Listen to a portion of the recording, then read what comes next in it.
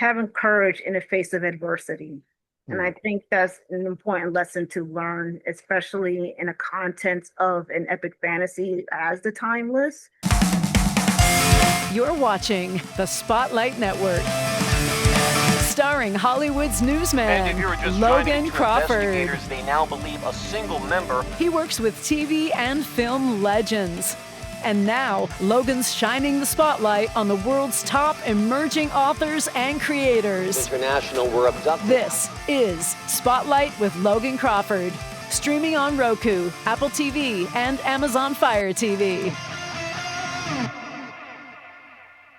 I'm Logan Crawford, and right now on Spotlight, we are thrilled to welcome author, composer, and creative visionary Chloe Sargeant, whose debut novel is called The Timeless.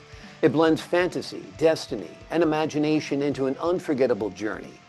Set between our world and the mystical realm of Nova, the story follows young Christa Malone as she uncovers hidden portals, ancient powers, and a fate bigger than she ever imagined. With her background in music, screenwriting, and visual storytelling, Chloe brings a uniquely cinematic and emotional depth to this powerful new series.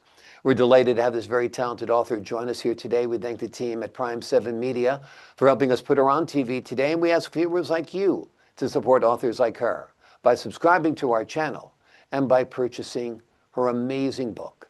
The links are below this interview. Chloe, thank you so much for joining me here today. Thank you so much for having me as well. It's a pleasure to meet you and everybody else. Pleasure to meet you as well. Happy to have you on the show. The Timeless opens with an ordinary life suddenly colliding with the extraordinary.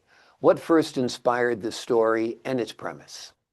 Well, I enjoyed cinematic movies like Lord of the Rings or even other legacy stories like Stardust or even The Princess Bride. And I said I wanted to have a modern type of story where it combines classic adventure as well as classic fantasy narratives and do something more different as opposed to normally we will see a lot of men be able to do the work. But I said, why not invite a young woman who is not only just a young adult, but she's just starting out in college and Hmm. she has no powers at all and just toss her into an extraordinary adventure.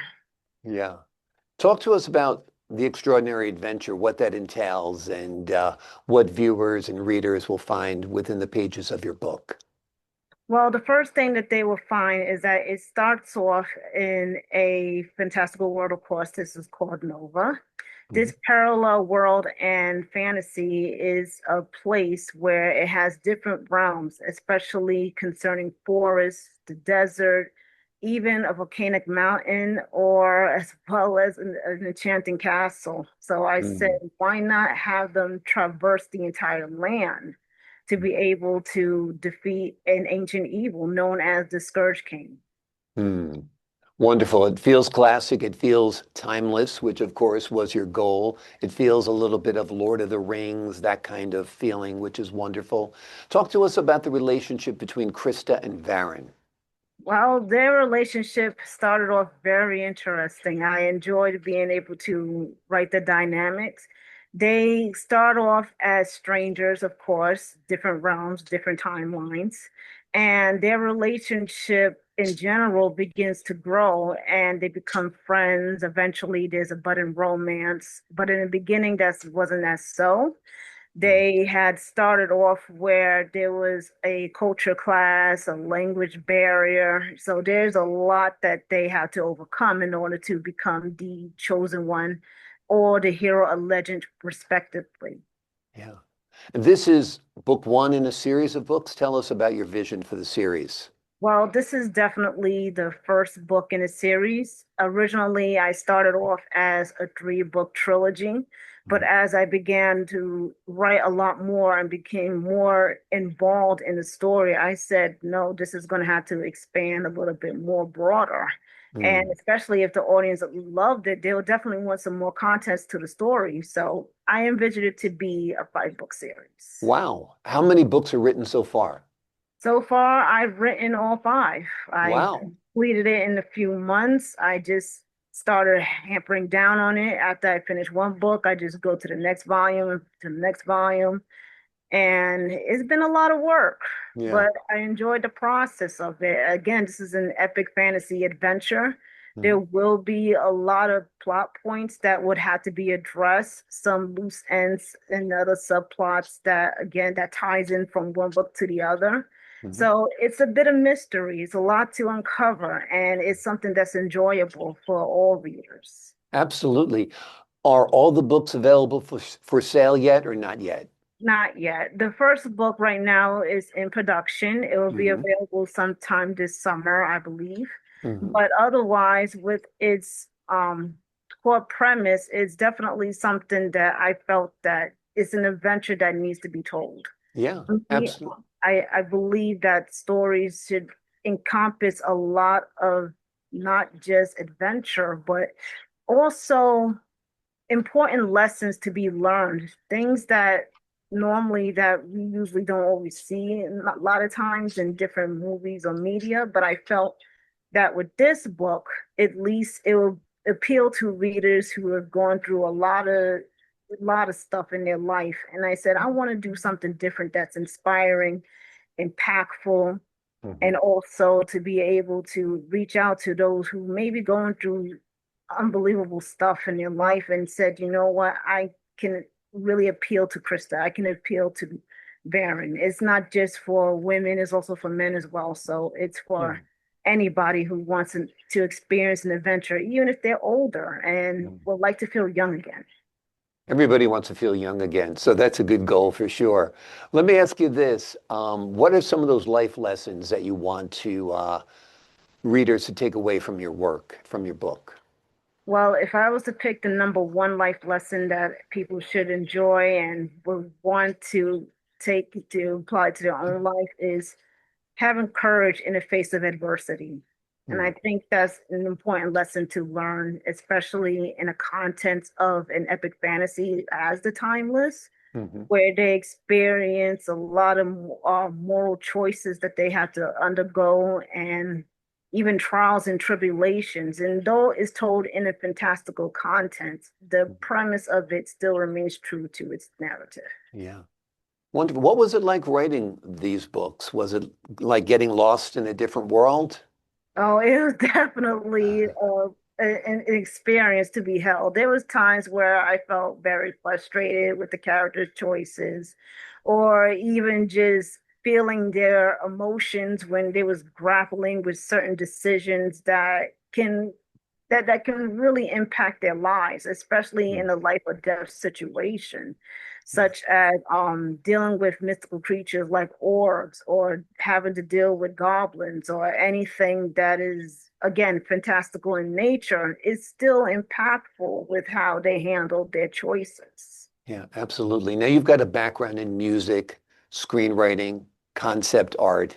Are you thinking about taking all of those creative sides of you and putting together a film and writing a screenplay for this? Absolutely. I already started writing the pilot episode, to be honest with you. It's Mm. now in editing phase, but even just being able to do all of that is actually more impactful for me because I enjoyed doing all of this since my childhood. Mm. And writing the screenplay, though it's similar to the novel premise, is still something that I would love to see eventually in visual. And I Mm. think people will actually enjoy it. Yeah, absolutely. Do you envision this as a series of TV shows or a film or a number of films?